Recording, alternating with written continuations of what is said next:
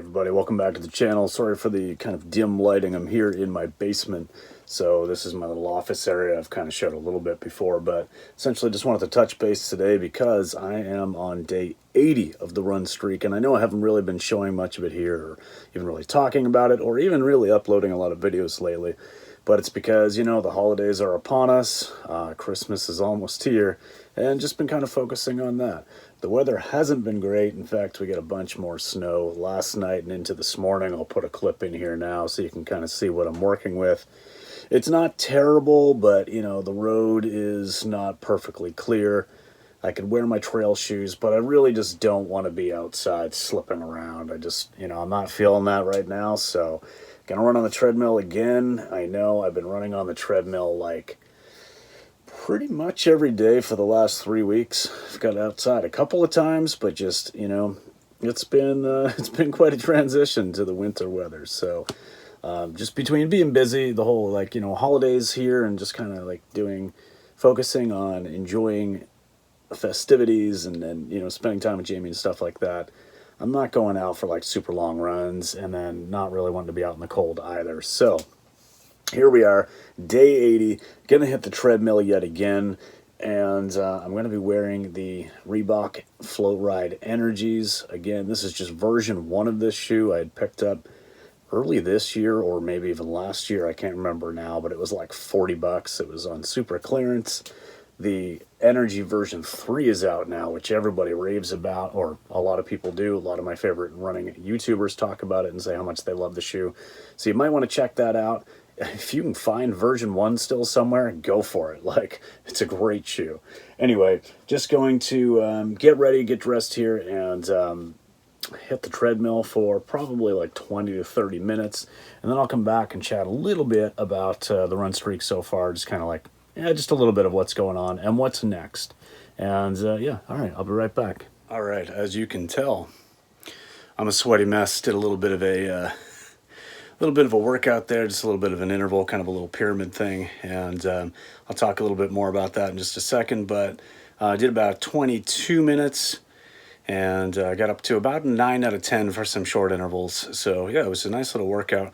Talk a little bit more once I'm not completely drenched. So back from that little workout, back in my office here. So the treadmill is just through this curtain and around the corner.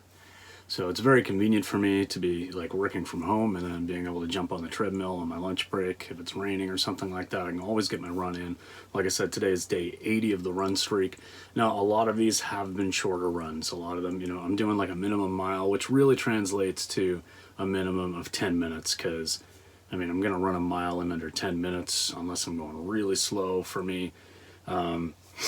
And then, you know, I look at that and I'm like, oh, okay, I've only been on the treadmill for 8.5 minutes, 9 minutes or something like that. I'm gonna at least make it 10 minutes. So that's kind of been what the threshold has been, or the minimum has been for me so far. But got it done 80 days in a row now. This workout that I just did is really only about the second workout, and it wasn't even like a big one or anything like that. But like I said, I've been keeping it really easy. I've been keeping it running shorter and mostly slower, for the sole purpose of making sure that my heel, my foot, the whole issue that I've been having there for the last couple of years doesn't flare up. I want to make sure that I can run on it every day and be using it regularly and not experiencing any pain or issues or discomfort or anything like that. And so far, so good. So, you know, there'll be days that I'll go out and I will run like 8K or something like that, or 10K, and it still feels fine. But, you know, just really wanting to take it slow because, number one, I mean, it's the holidays, you know, I'm chilling, I'm hanging out, I'm eating lots of junkier food than I normally would, maybe having some more festive beverages than I normally would. And so I'm just keeping the run streak alive at this point, just kind of really building that habit. And I don't feel bad about that at all. Running some low volume, some low mileage for the week, but it's fine. I have no expectations right now. This workout here was actually one, I just did a quick search on YouTube for a 20-minute treadmill run, and the first result that I saw was a little follow-along workout from the Run Experience, a channel that I admit I haven't really watched a lot of in the last probably year or so. No reason why, I don't know if I'm not seeing as much of their content show up in my feed or what it is, But this was a good one. It was just a run along with Holly, and it was just a little pyramid thing. I mean, it was like 2 minutes at a 6 out of 10, and then a rest, and then a minute and a half at a 7 out of 10, and 7 out of 10, 8 out of 10, 9 out of 10. Intervals get shorter as the speed goes up. Pretty standard stuff for a pyramid style workout, and felt pretty good. My treadmill only goes up to 8 miles per hour, which is, I believe that translates to a 4:45 kilometer pace, somewhere around there, which is about my goal half marathon pace if I'm looking to break that 140. So for me, that's really not that's not ideal that it doesn't go faster than that, I mean, that's kind of like the max speed, so I can hit my pace, my goal pace on that. I wouldn't be able to do any like goal pace running for like 10K or 5K or anything like that on the treadmill, but that's fine.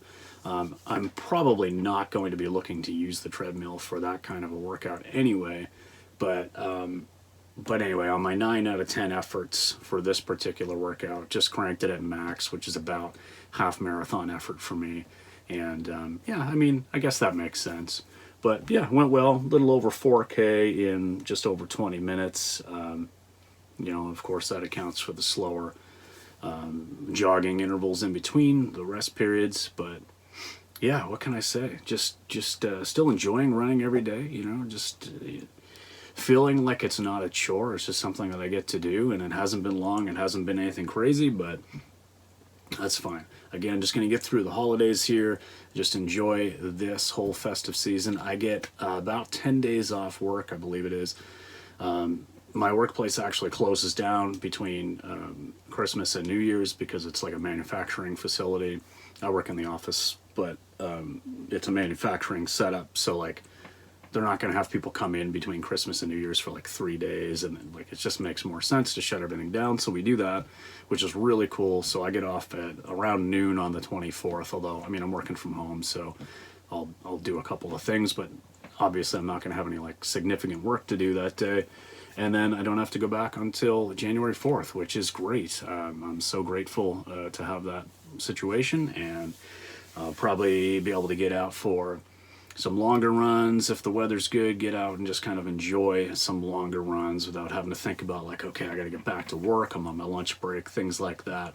And that'll kind of help propel me into the new year, where I'm going to start getting into a little bit more focused training. Definitely have my goal set. I've got a half marathon that was deferred from this year to May of 22. And that's a half marathon. It's the Fredericton half marathon. In 2018, I ran the full marathon there, and I mean, I had a really great marathon that was, everything went perfectly to plan. I was targeting that sub 4 for the first time. I came in at like 4 hours and 18 seconds due to a long peace stop at like kilometer 18, mile 11 or so.